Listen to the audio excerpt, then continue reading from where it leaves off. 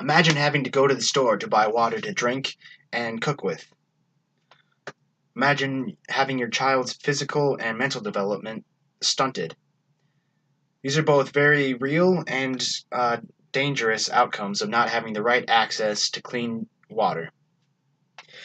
Conserving the quality and the quantity of the world's water is important not only for humans, but for all living things. After learning the importance of water conservation, I've made efforts to change my habits and reduce my water usage. Today I'd like to share three basic concepts with you: the basics of water use in America and around the world, why water conservation is important, and how to reduce your water usage. First, let's take a look about some facts when it comes to water usage in the United States and around the world. Now, fresh water makes up about 2.5% of the Earth's water, according to National Geographic, and 69% of that fresh water is found in glaciers, where we don't really have access to them. 30% is found in groundwater, and 1.2 is found on the surface. Now, more than 70% of the water that we use is used to go irrigate 3.5 million acres of cropland to make our food. Now, when it comes to water use in America, the average American uses about 90 gallons of water per day. That's a really high number when you consider that 1.1 billion people don't really have access to water at all, and they have about 2.6 gallons per day compared to our 90.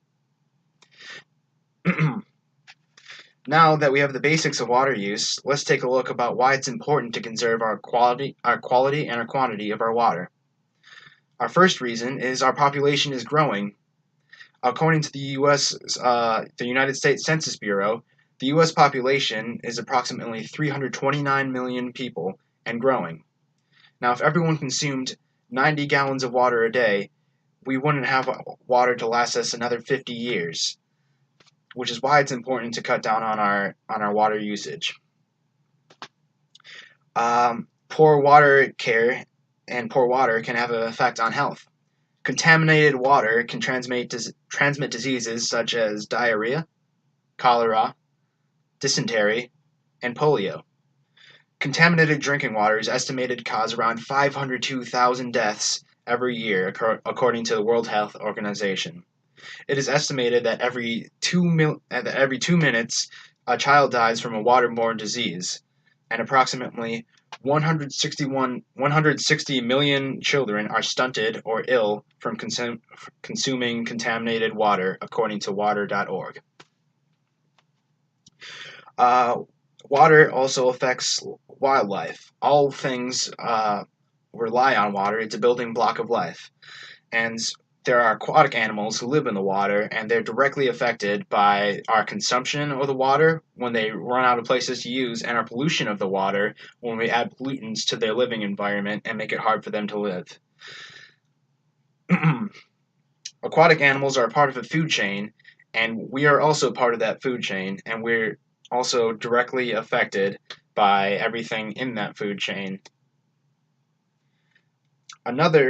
I'd like to share with you an example of contaminated drinking water and how bad it can be.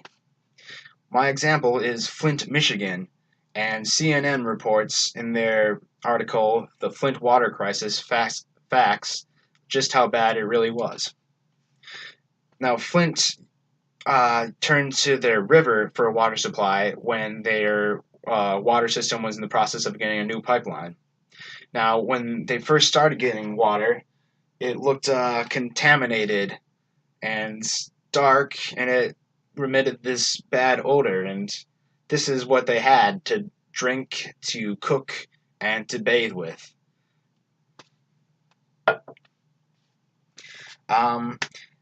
The EPA tested in 2015, and they found traces of lead. Not traces, an abundance actually of lead. And lead consumption can lead to kidney and nerve failure. It can also impair developments in children with their cognition and with their behavior development, in addition to also delaying puberty. there were widespread reports in Flint, Michigan of illnesses and rashes from water contact, and it was it's very hard to live by. It was a crisis.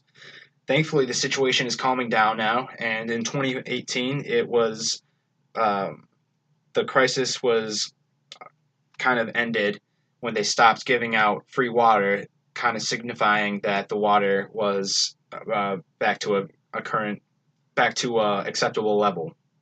But there was some damage done that's not reversible. Now that we've covered the importance of water conservation, let's take a look about how to reduce your water use. Now, being aware of your water use is an important step. Most of us aren't aware about how much water we use. In my survey, actually, a lot of people revealed I don't. The survey revealed that no one knew how much water the average American uses, and I think it's important that everyone knows how much water we use and how much we really don't need.